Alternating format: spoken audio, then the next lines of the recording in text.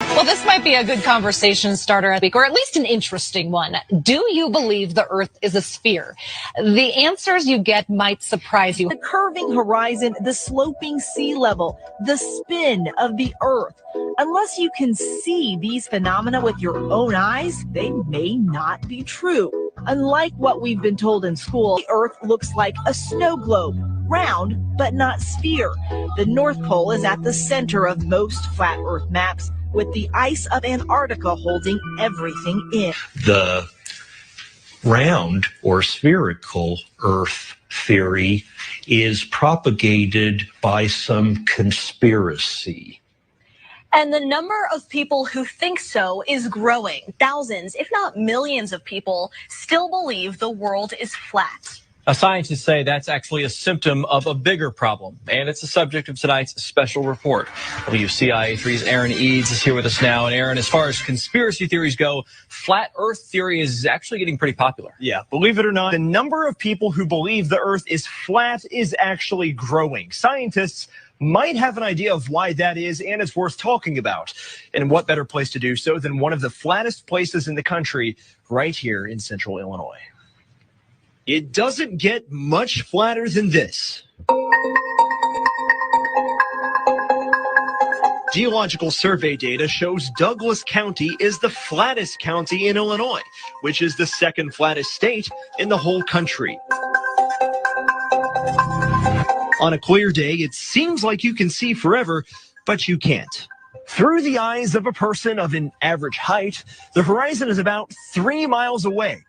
But that's it. You can go up higher to see a greater distance, but you'll never be able to see the whole world no matter how high you get. But there are ideas that this is a sham. NASA, a fraudulent organization bent on siphoning your tax dollars. The moon landing didn't happen. Those iconic blue marble images seen from space, fakes. You start seeing words like composite or animation or something that tells you this is not an actual photograph of the Earth. But in a world of disagreements large and small, for something as clear as this horizon, the interpretation could be infinite. The biggest concern with the flat Earth movement is how fast it's gaining steam. Scientists are worried that flat Earth could become a political issue like climate change, vaccination, or evolution. It's a commonly held misconception that the Earth is a spherical object that revolves around the sun. But the fact is, of course, that the Earth is a circular dish surrounded by a barrier of ice that explorers have been attempting to penetrate for centuries. 2,000 years ago, an Egyptian scholar by the name of Eratosthenes performed an experiment that he claimed proved the Earth to be a sphere.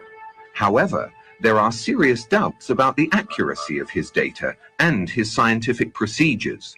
Dr. Leo Ferrari explains.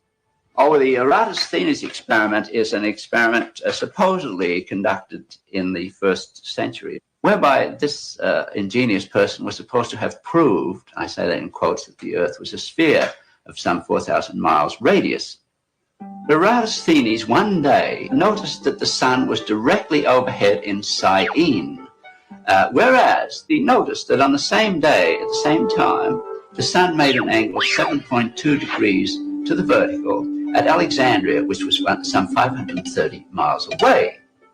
How did Eratosthenes in the 1st century know what the sun was doing on the same day in two places which are 530 miles apart? One can take all those same data, knowing that the Earth is flat.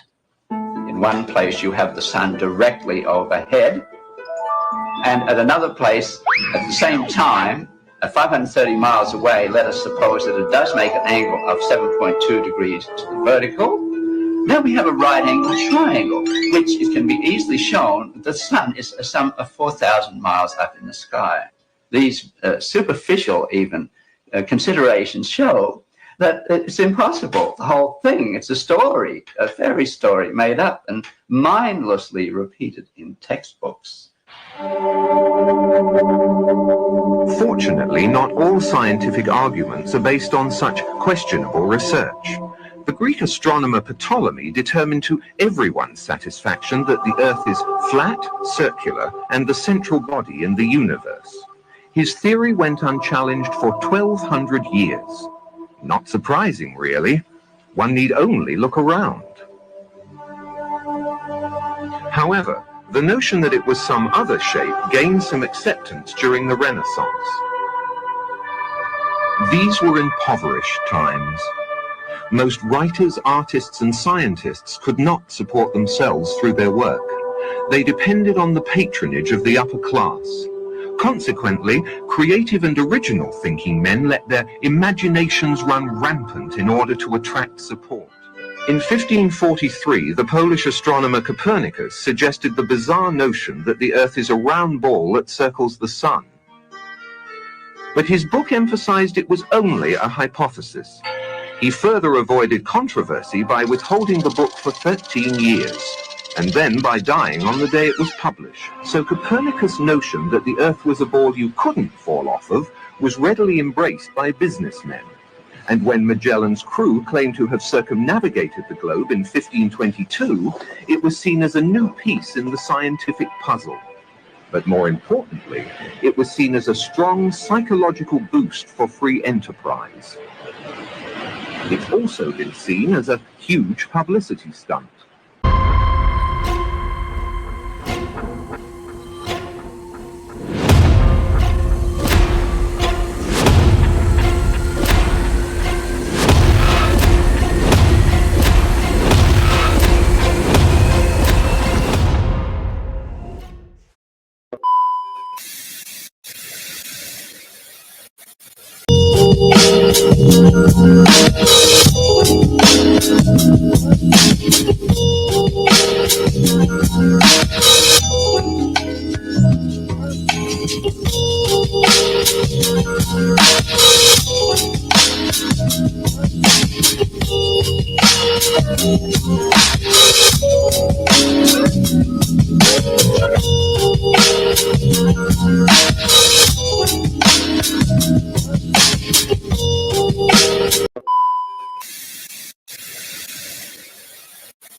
None of it makes sense. The problem is that we're taught as children, this ball Earth lie, and you might ask as a child, what about the people in Australia? They're standing on the bottom of the globe, won't they fall off? And your teacher says, no, gravity, and you go, oh, okay, and you never go back to that question. But when you go back to it as an adult and start looking at it with a critical eye, right, the whole thing falls apart. As you say, the globe is spinning at 1,000 miles an hour. Neil deGrasse Tyson, who's a leading astronomer in America. I'm Neil deGrasse Tyson, bitch. Tells us that the Earth is not a perfect circle. It is actually an oblate spheroid. It's squashed and wider at the equator. Yeah. So Earth, throughout its life, even when it formed, it was spinning, and it got a little wider at the equator than it does at the poles. So it's not actually a sphere. It's oblate, and officially it's an oblate spheroid. That's what we call it. But not only that, it's slightly wider below the equator than above the equator. A little chubbier. A little chubbier. Yeah. Chubby's a good way. It's like pear-shaped. So my question to him would be, why is there land at the equator? Because water will move more readily than rock. So if the Earth is spinning, the water will be collected at the equator. I mean, if you spin a wet tennis ball, the water shoots off at the equator, essentially. So all the water will be gathered around the equator. So why is there land at the equator? Doesn't make any sense. The other thing that's about the spinning Earth is looking at the stars. Now, directly above the axis of spin is the pole star, Polaris, okay, directly over the North Pole. And we're told that the reason that all the stars spin around the North Star is because the Earth is spinning at 1,000 miles an hour. Okay, seems to make sense, because if you put a long exposure camera pointing at the North Star, you'll see the stars will make perfect circles around, perfect star trails. The only problem is the Earth is also orbiting the sun at 67,000 miles an hour. Okay, the sun is moving, dragging the Earth and all the planets up that way or that way at 600,000 miles an hour. So why do we see perfect circles? You know, because that's the slowest speed, that's slowest motion in that mix, and yet the Earth is moving 67 times faster that way and 600 times faster that way. So you should see the stars do all sorts of strange motions, but you don't. You only see them make these perfect circles. That tells me that it's the stars that are moving, not the Earth.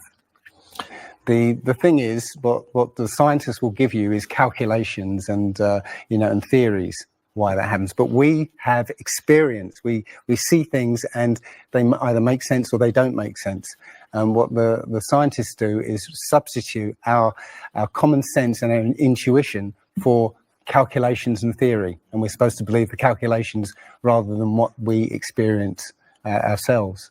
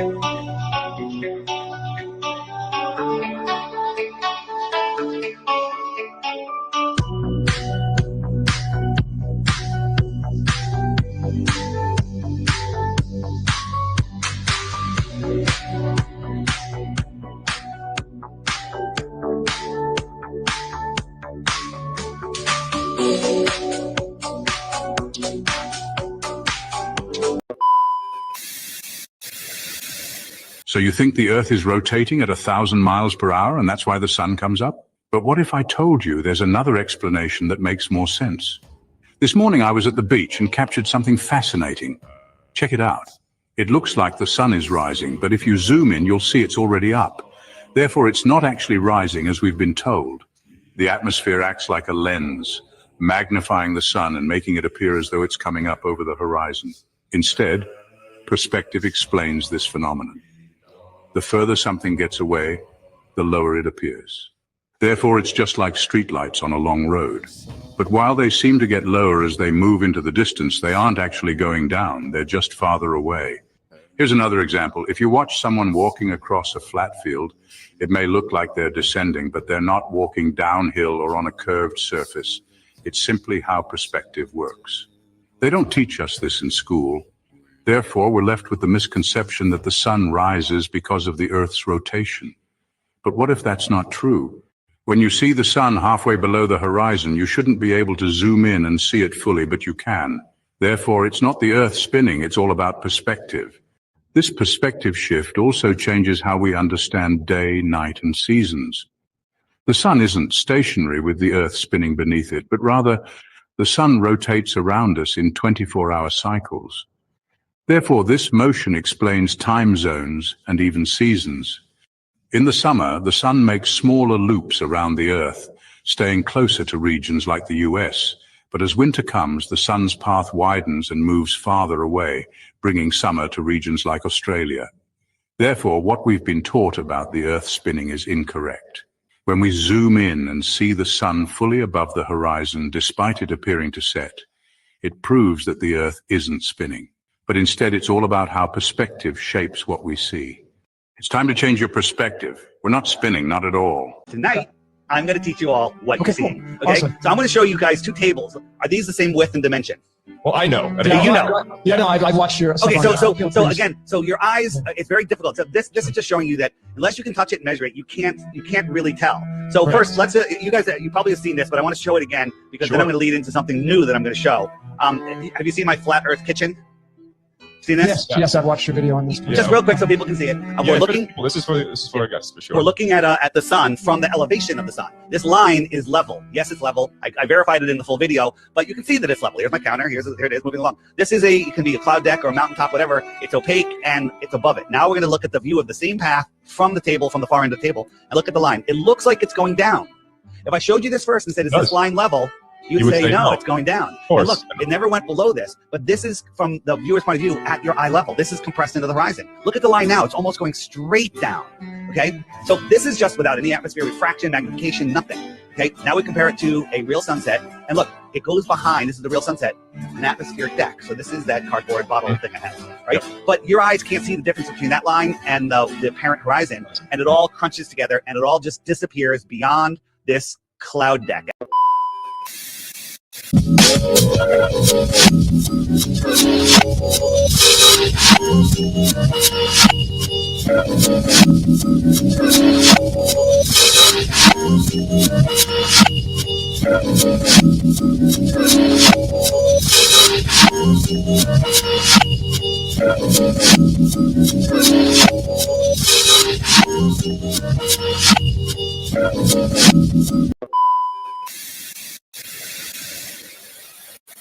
First, wait until the sun has half disappeared beneath the horizon, so that you can only see the top half, and are satisfied that the bottom half is no longer visible. Next, using a camera with adequate magnification capability, by zooming into the half-set sun, you will be able to bring the entire sun back into full view. Then, as you zoom in and out, the sun will appear to rise above and sink below the horizon, often with a significant portion of sky reappearing beneath the sun, proving beyond any shadow of doubt that the sun is simply moving away from your position and not physically falling beneath the curvature of a globe. Heliocentrists would have you believe the very opposite of what every human who has ever walked the earth has seen with their own eyes. It is obvious to any child and sovereign-minded adult that the sun, moon, stars, and planets, every light in the sky above, revolves over and around the motionless earth beneath our feet. Imagine a table 2 meters wide in a completely dark room, and you're holding a small but very bright light bulb, 3.4 millimeters across, and you were holding it about 31 centimeters above the table. What you'd see is a circular pool of light directly on the table, beneath the light bulb. But on the other side of the table, it would be in darkness. Now, it seems to our mind that if you were on the other side of the table, you would see the light because it's, above the table. But that's not true, because on that part of the table, it's in darkness, meaning that the light isn't physically reaching that part of the tabletop. Your senses are correct. also told that the sun sets because as the Earth rotates us away from the sun, it's actually obscured by the physical curvature of the Earth. That's not what we see. What we see is a local sun that is taking its local light with it. What happened to the horizon glowing across half of the world? Most sunsets are already fading through pollution, dander, chemtrails, and fog. Plus, refraction will always make the sun seem like it's going down, as well as your perspective. It would appear to sink down in your field of view. That's perspective. The further away you get from it, the lower it will appear.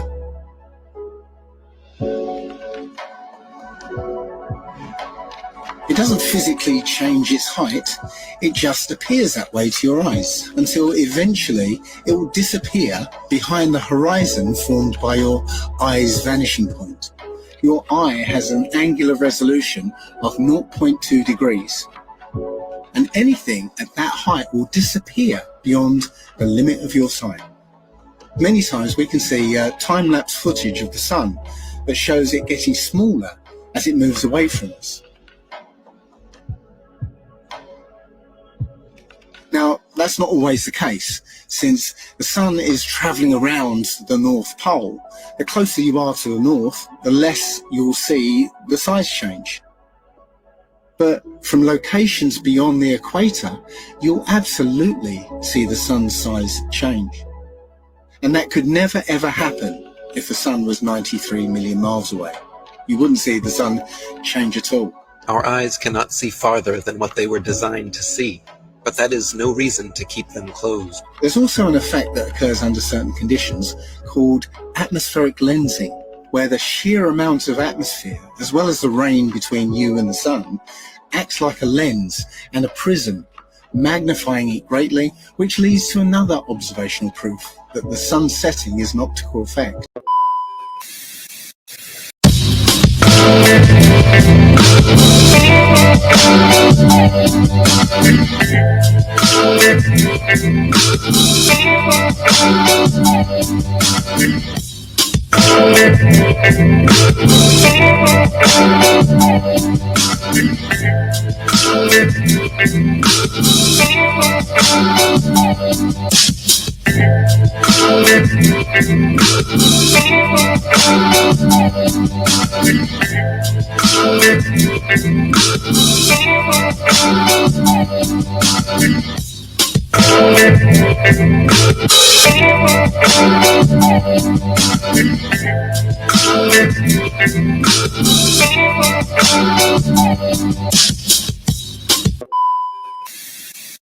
I created Blue Marble 3.0 in 2007, and at that time it was pretty much taking little slices of information, little ribbons of data, and making pictures out of it. I'd add a little bit of curved land over here. That's cool. Paint in some clouds over there. That's neat. Basically Bob Ross the shit out of it. What was the turning point? I just started speculating that the images that were coming in from the moderate resolution imaging spectroradiometer was a bunch of bullshit. NASA was showing me what they wanted me to see, and then I was applying that to a globe model. So what did you do? I started watching some high altitude blimp footage, doing some simple math. The horizon is always flat no matter how high up you go. I was zooming in on boats that had apparently gone over the horizon, but with technology, brought them right back. Looking at Chicago that's 52 miles away that should be under 1,600 feet of curvature. I took a few flights in the southern hemisphere that made no sense at all. Basically all of the things that you would do if you were trying to debunk the flat earth model. And I was like, holy crap, it's flat. Then what happened? I told NASA, I said, guys, just give me the original ribbons. And I want to see the original data. And they said, oh no, that we trashed those. So I started snooping around the ribbon room. Guess what? In the break room trash can, I found the original ribbons. So I started piecing it back together. What did you find? This is what the Earth really looks like. You taped it back together? It is arts and crafts, but it has to be. It is arts and crafts, but it has to be. It is arts and crafts, but it has to be.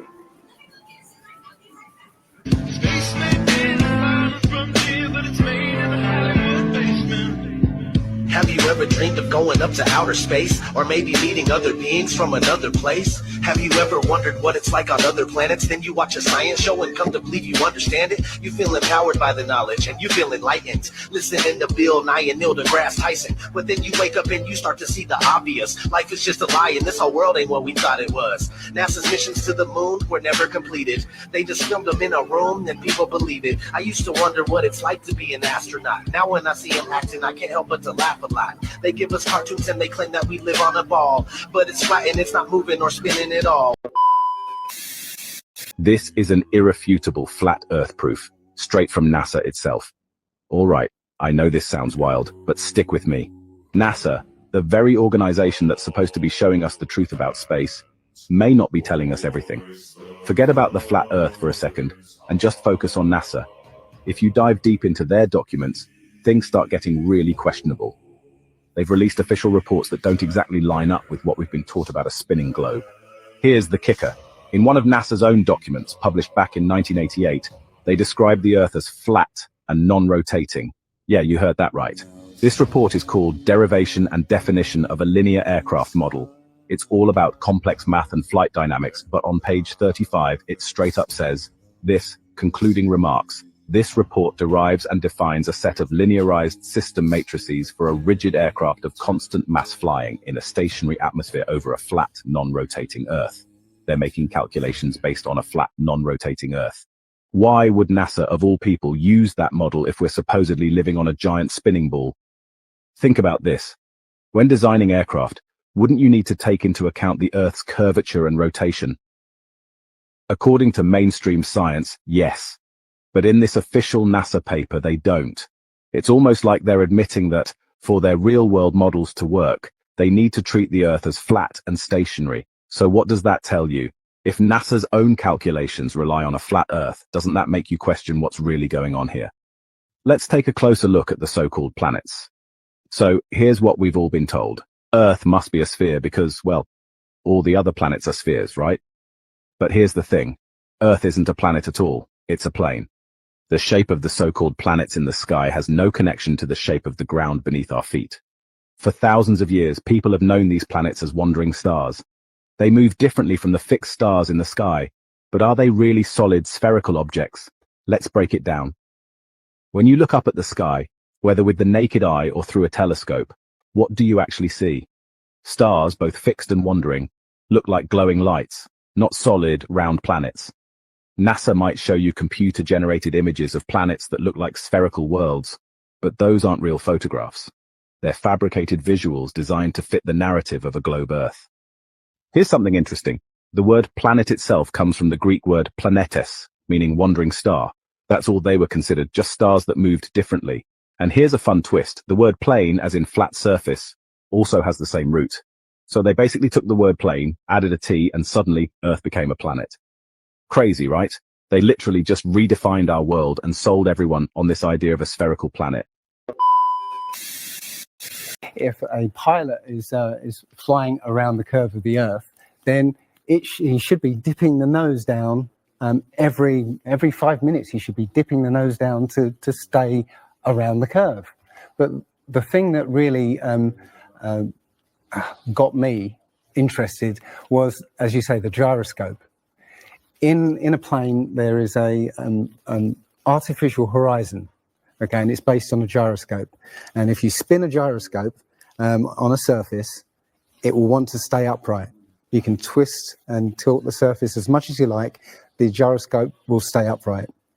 So if a plane has a gyroscope and it starts following the curve of the Earth, the gyroscope would stay upright, which means the artificial horizon will start to roll backwards, but it doesn't. That's absolute proof that a plane flies over a flat surface rather than a curved one. Because I asked the pilot on my last flight, do you ever notice the artificial horizon rolling backwards. He said, no, but the artificial horizon has complex electronics in it to make sure it knows where it is on the Earth and it compensates. But I went to the manufacturer of the artificial horizon, and they confirmed to me that it's completely mechanical, nothing electronic in it whatsoever. So it's literally just a gyroscope that can freely move. So that right there is proof to me that planes fly over a plane. They built it for a flat, stationary Earth, and my goal is for some young fighter pilot to listen to what I just said, go out tomorrow and set the bottom of your L strobe on your altitude, run it out there to 80 miles, and that bottom altitude on your cursor will stay the same. That's not, and that, yeah, no, the ground looks to us like it's standing still. What did you see while we were up there? This is the blue sky, white clouds. Yeah, is it flat or? Pretty flat. Pretty flat? Yeah. Okay. I was reading a lot of stuff on the flat Earth. Okay, yeah. True. It's true? Yeah. Okay, all right, cool. Did you notice any curvature while we were up there? Curvature, no. No, there's no curvature? It's just all flat. We ran the plane, aren't we? We are, aren't we? Thank you. Most pilots know their plane is flying over a plane.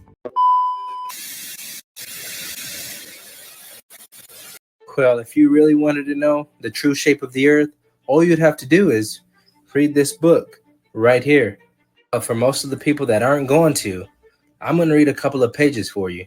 The first flight was to Australia for the Gold Cup.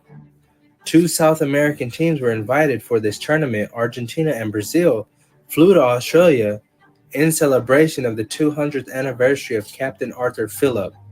But on the globe, should have just flew over the Pacific Ocean on the globe. But I was told that the flight had gone from Rio to Los Angeles. Yes, to Los Angeles. But you want to know what that looks like on the globe? Yeah, look at that. Like, why didn't they fly over the South Pacific Ocean? On a flat Earth? Flying right over it. Like, seriously, guys. Alright, our second flight, China Airlines Flight 008. So a Taiwanese woman lied about her pregnancy and how far along she was. She was 36 weeks pregnant, and you're not allowed to fly over 32 weeks, and she told them that she was 30 weeks into her pregnancy. They had to land the plane as quickly as possible because she was literally giving birth mid-flight. Now, this flight should have just flown over the North Pacific Ocean to Los Angeles, but they stopped all the way up in Alaska. But here are the timestamps if you want to pause and read. So here's the flight. Like, they stopped all the way up in Alaska. Like, we supposedly live on this. Hawaii is just right there. But on a flat Earth, flying right over it. But of course, I'm lying. None of these are actually flight paths, and the Earth is actually a globe.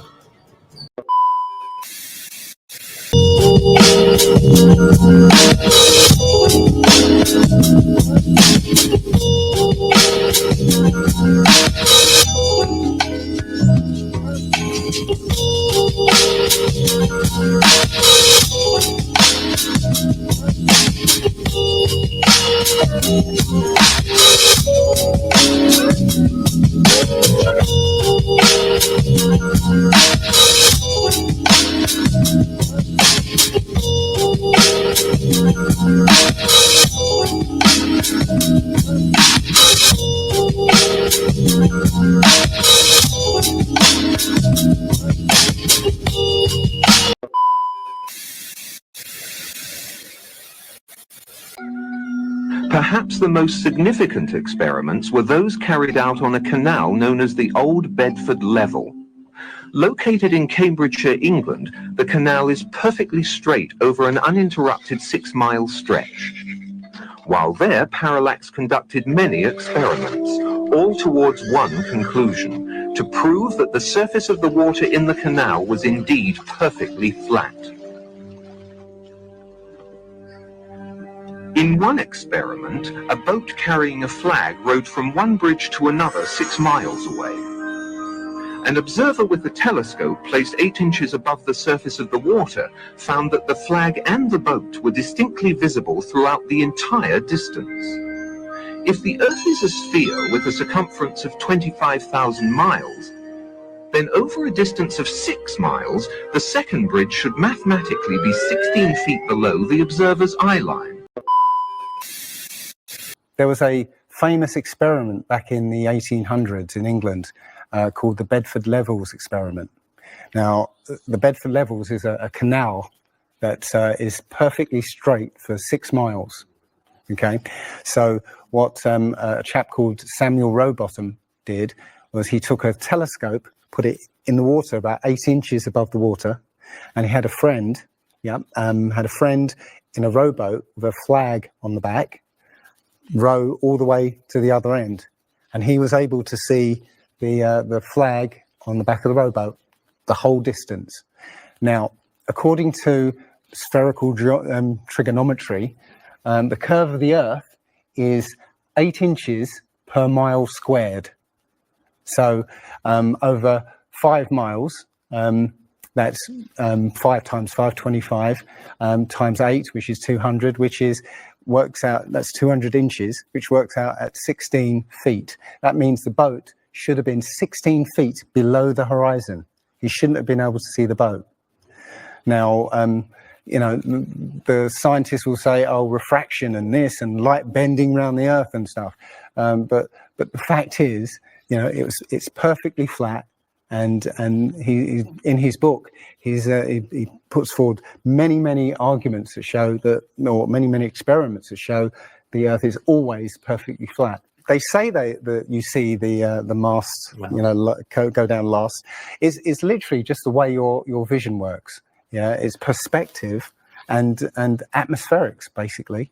The limit of your vision is supposedly 3 miles. And then after 3 miles, you're supposed to see the boat start to go over the horizon.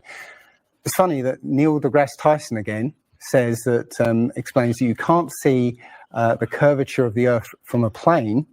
He says this, you can't see the curvature of the Earth from a plane because you're not high enough. The Earth is so big that you can't get high enough to see the curvature. Yet you can apparently see a boat go over the curvature over the distance of 3 miles, which doesn't make sense. The thing is, when you look out and you see a boat start to go over the horizon, if you suddenly get a pair of binoculars and look, it comes back again. And once it goes out of the sight of your binoculars, if you get a telescope, it comes back again. It doesn't go over any curve of the horizon. What we found, many people have done experiments with very high-powered zoom cameras, and they've watched a boat sail out to sea, and they've just kept trained on this boat. And what they see is, after a very long distance, you see an atmospheric effect where the bottom of the boat disappears and the top of the boat inverts, so you see a sort of mirror image. And that, with your eyesight, basically the bottom of the boat just melts into the horizon. One of the best examples of that is the Antwerp Notre Dame spire, which can be seen something like 240 kilometers away from the spire. So that should be over a mile below the horizon, and you can still see it.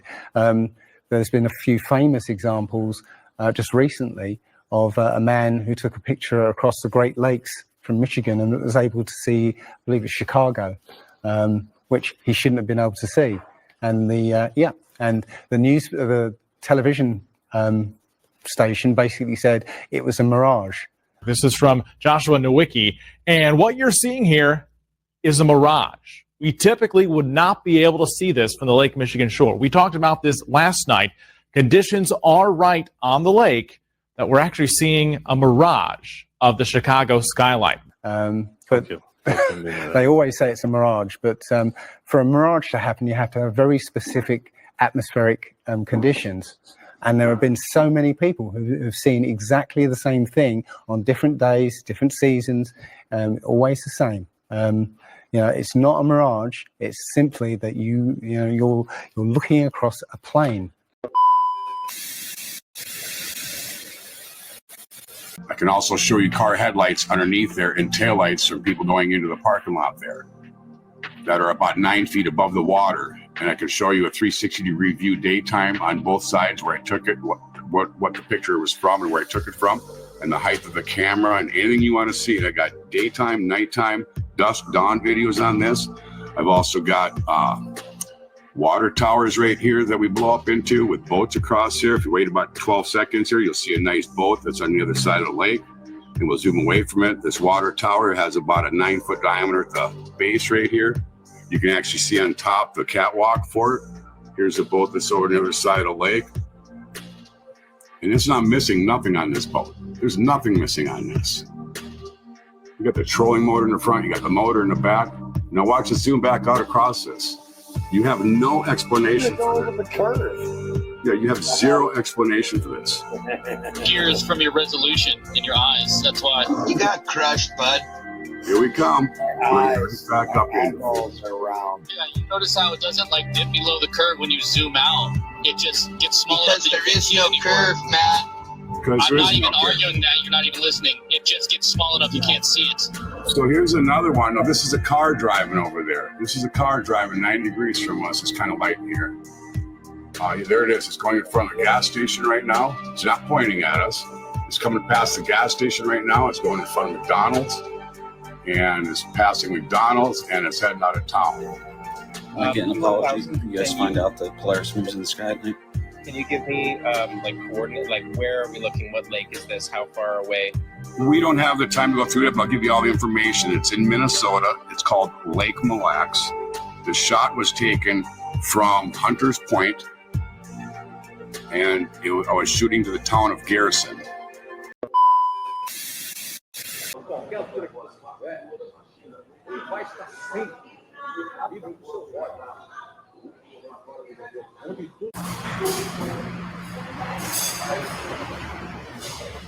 Hoje no Brasil estamos falando de mais de 11 milhões de pessoas que já entendem que a Terra é plana.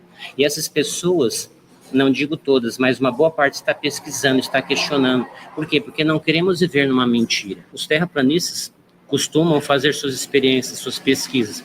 Quando a gente vai no horizonte, a gente vai na praia, a gente vai numa montanha e vai tirar foto do mar ou do horizonte, a gente vê que ele é sempre plano, que ele tem sempre um nível, ele nunca faz uma curva como eles mostram nos livros de ciência. Sabe-se que a Terra não é plana? Seguramente desde Galileu, desde o começo do século XVII, mas os gregos já sabiam isso há mais de 2 milênios. Os argumentos invocados para argumentar que a Terra é plana são muito fracos. Por exemplo, que o Sol e a Lua estariam muito, muito próximos da Terra. Ora, a distância Terra-Lua é conhecida desde o século II a.C.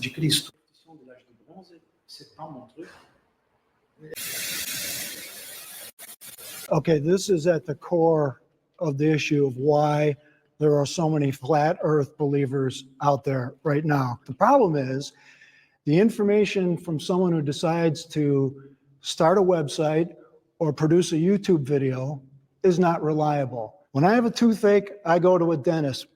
When my car breaks down, I go to a mechanic. When you have questions about cosmology, you should go to an astrophysicist, you should go to a physicist, you should go to people who have spent years and years studying these ideas, not some 6-minute YouTube video. There is a percentage of people that if they saw a YouTube video that was not within their scientific chops to refute on the face of it, would believe anything out there. One of the things I will say is NASA.gov has their own documents out there that we get to vet, which is through the Freedom of Information Act. And would you agree that NASA documents, if they're on display, that we should be able to go and research inside there? NASA is not proving that the Earth is flat. Well, they say it in 14 of the documents. You should read what NASA says, and you should listen to what I NASA would says. love to see your NASA evidence that the Earth is It's flat. only their contradictory issues Okay, that let's bring see. us here. We're all familiar with the Earthrise photo, right? The Earth is rising over the moon. We're all familiar with it. That's NASA. You can go out to NASA's site. You can download the original, right? I already know what you're going to ask. So you bring up the luminance on it, and you can see where it's cut out and pasted there. They're showing us doctored images that are clearly doctored. The blue marble is a very famous image from 1972. When you talk to the artist from NASA, his name is Robert Simmons, he talks about exactly how it was created from data, and it's not a photograph whatsoever. He added what? clouds. Let me explain. He added Hold a on. highlight of the If sun. you take, on your phone, most phones have that panoramic image. When you do that, you're taking a series of pictures, and the phone cleverly stitches I'm that just together. saying how it's Hold on. presented. It's Hold on. presented as a real So when photograph. NASA takes real photos and they either clean them up for color or they stitch them together so it's one large image, it doesn't mean they're CGI. You're talking about composites.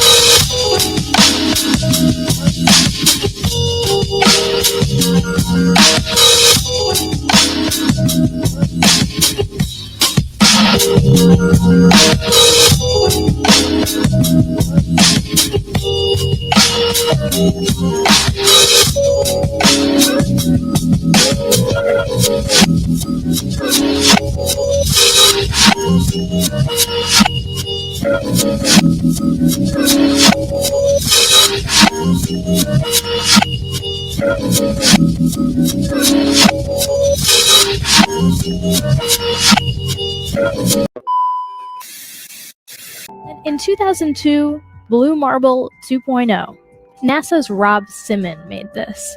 And it had wide appeal too. For example, it ended up as the default background on the iPhone. I didn't even know until I bought an iPhone and turned it on and kind of did a little happy dance.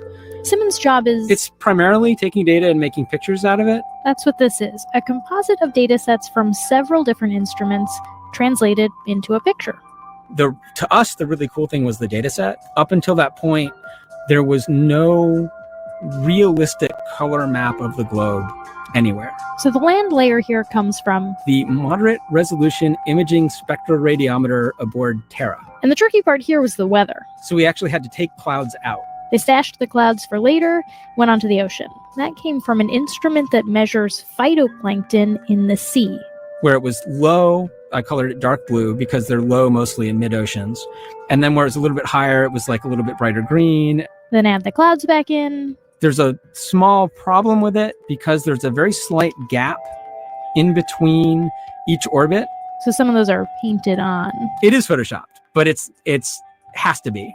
Then there was another layer to sort of simulate the atmosphere. And then there's this little bright spot. It's called the specular highlight. So it's the reflection of sunlight off of water. Those are the pieces, but you can't just slap them all together. It just didn't look realistic. It looks kind of flat, or the clouds are sort of too see-through. So I just hit Command Z a lot. There's artistry to creating the world. What I imagine it to be. Unfortunately, I'm not an astronaut. I've never been to space, but I've looked at these images over and over again, trying to sort of get the essence of it. It is photoshopped, but it's has to be. It is photoshopped, but it's has to be. You've heard all the theories about Earth being round, right? We've all seen the pictures from space, the CGI animations, the globe in classrooms. But what if all of that was just part of a larger story? What if you've been missing something right in front of your eyes this entire time? According to what we've been told, the Earth's circumference is about 24,901 miles. Okay, cool. But if that were true, there would need to be a very specific amount of curvature happening as we move across the planet. I mean, we're supposed to be on a ball, right? So naturally it should curve in every single direction, not just the one you're looking at. Think about it for a second. On a ball, no matter where you are, the ground beneath you should bend away. But when you actually look for that curvature, where is it? Now, here's where it gets interesting. Instead of relying on NASA's billion-dollar equipment and fisheye lenses, what if you just took matters into your own hands? Some people have done just that, sending high-altitude balloons with regular, non-distorted lenses. And what do you see? No curve. A flat horizon as far as the eye can see, Flat, straight, level. You ever wonder why they're called airplanes and not airballs? They fly straight across the sky, never curving, to match the supposed curvature of a globe. If we were on a ball, wouldn't they need to constantly adjust their altitude? But they don't. They fly level, and don't even get me started on gravity, because let's face it, that's just a theory. After all these years, gravity still hasn't been proven. What we do know, water doesn't stick to a ball. Ever tried balancing water on a basketball? Exactly. The math is another thing that doesn't add up. There's supposed to be a curve of about 8 inches per mile squared. So why don't we ever see it? From high up, you'd expect to see a pretty clear curve, yet the horizon stays flat. That's something you can see with your own eyes. No need for fancy space agencies to tell you otherwise. So why the push to make us believe we're spinning on a ball through space? What's the end game here? Here's the thing. You don't have to take anyone's word for it, not even mine. Just think critically, look around you. Everything in your everyday experience shows a flat, stationary world. They've been pushing the globe model on us since we were kids, but why? Maybe it's time we start questioning that narrative. And don't feel bad if you've believed in the globe your whole life. We've all been there, myself included. But once you start doing your own research, things start making a lot more sense. Suddenly it clicks. The flat earth isn't just a theory for some fringe group. There are real, undeniable proofs right in front of us. You've just got to be willing to see them.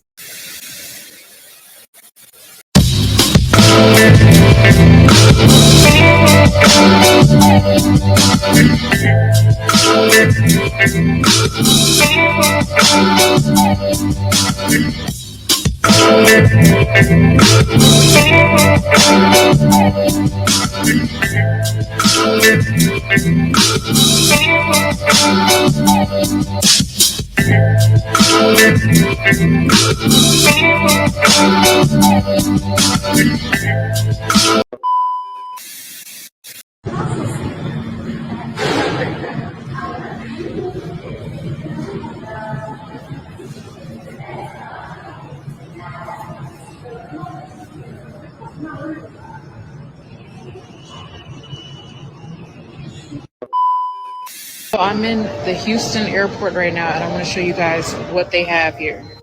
It's literally the flat earth, right? We got the flat earth map. In the center of the map, you got the tree of life covered by the dome, the firmament. They're showing you guys, it's in your face. Tree of life, flat earth map with the firmament covering it. This is the Houston airport. Okay, now let's change direction on this. Let's go ahead and move this over so we can have this guy. It's basically the same size. There we go. Put it right around the center here. Now let's go ahead and turn him where we can sort of it's kind of off-centered compared to that one, so I'll go ahead and fix that a little bit. So there we have Australia. I'm going to go ahead and resize this. So there's Australia. Now I'm going to come down here. I should really make these on the center here. Well, looky here. It is a flat Earth map. It's almost an exact copy of the Gleason model map. What do you know? So let's make this more opaque. Look, you can see the black lines. Looky. What do y'all think about that? What do y'all think about that? Now there's no question about it. There's absolutely no question. The UN insignia, their official logo, is in fact almost an exact copy of the most widely distributed and most accepted of the flat Earth community, the new standard map of the world. What do y'all think about that? Does it matter? You tell me. It's the World Series, 2 out, bottom of the ninth. Yes, we're at the point where baseball becomes mildly interesting. Can Homer Simpson, fresh off an anxiety dream about not studying for a high school test, come into this dream and knock one out of the park? And who'd have thunk it? We're food too. And apparently I'm married to a pork chop and have drumstick children. How did that happen? We're back. The pitcher, steroid Santa Claus, kicks and deals. It's a long fly ball going back. And the ball shatters the sky, bringing the ocean itself down into the stadium. Oh, Simpson just broke this dream's reality wide open. Although we weren't able to shatter that highest, hardest glass ceiling this time, thanks to you, it's got about 18 million cracks in it.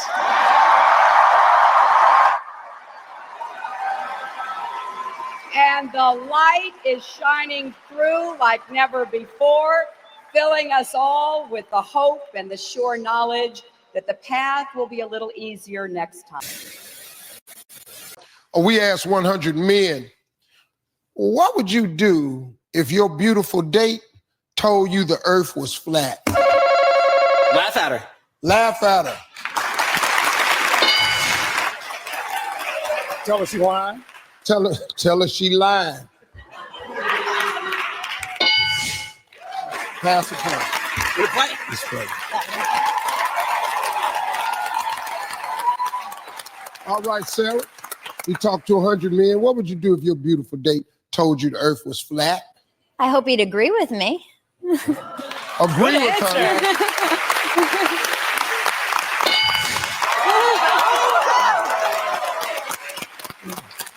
I would. I just met you. We're on a date. You fine. You tell me the earth flat. That's cool. I agree. Yeah. Let them hold, boy. Make sure you keep some gold, boy. The streets out of control, boy.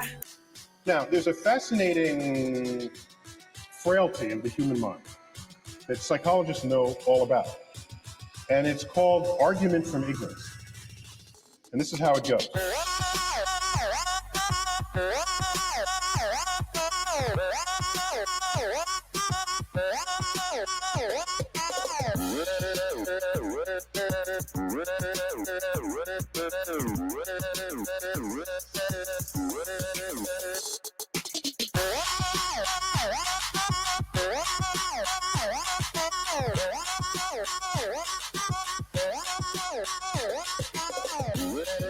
Well, if you don't know what it is, that's where your conversation should stop.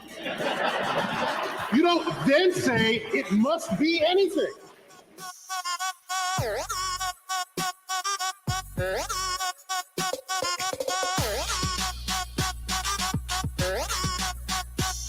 Hey, Neil Tyson need to loosen up his vest. They probably write that man one hell of a check. Hey, I'm over here on this side of town. Come on over here, try to clown. You say the earth is flat and then you try to disrespect them. I'm bringing facts to combat a silly theory because B.O.B. has got to know the planet is a sphere. G. Whoa. Wait, what? What am I looking at? What is that? Charlie, that's not Earth, right? Dude, that's completely flat. That's 100% flat. I know, that's dude. what I mean. That's what I'm saying. That can't be real, right? That's not. We're looking at it, dude. The Earth is flat. The Earth. I'm just looking. The Earth is flat. Charlie, the Earth can't actually be flat, right? There's the glass dome, dude. Oh my God, dude. Oh my. This can't be real. I need to sit down. This can't. Tim, we need to take this to the grave. We cannot tell anybody. This changes literally This changes everything. No, I know. We can never tell. We can never tell. I might anyone. actually puke. Get back a little. I'm gonna puke. Stay back. Oh my. I'm gonna throw up. Okay. I'm gonna throw up. The Earth is flat, Charlie. I know. A couple days ago, Irving joined the quote, Holding Court with Gino Auriemma podcast. He's got more, people. This is what he told Gino. When I started actually doing research on my own and figuring out that there is no real picture of Earth, like there's not one picture of Earth, and we haven't been back to the moon since 1961 or 1969, and you start, and then it becomes like conspiracy theories. Just in case you What were is that? persuaded by Kyrie, here are Flat some Earth. recent photos of the Earth from What's that? our friends at Is the that Earth? internet. I mean, look. Is that our Earth? He's questioning whether the moon landing really existed, saying there's no real pictures of Earth. His larger point that it's worth questioning things around you is fine, but at a time in this country where we're having a hard time solving real problems by explaining what facts are, do you have to question this? No, that's an Can't you issue question that some shouldn't other even be stuff? brought up. I have it, guys. This is I have it. You got it. Kyrie Irving lost a bet, and he is trolling all of us. He is trolling all. Gino though, do you think that really He's trolling all of us, and And what does that mean if he is? I hope it was a dare. I think you can be smart, Scotty, right? And say you want to be a critical thinker and intellectually curious without attacking hardcore science. You're right. Right? Many I mean, years of This is what these Isn't guys there do. a time of that? You get buckets, Kyrie, and that's what they do. They discover. Well, I mean, why do you think that this is so important to him to keep up with this? I tell him he's trolling us. I don't know. I don't get it. Right?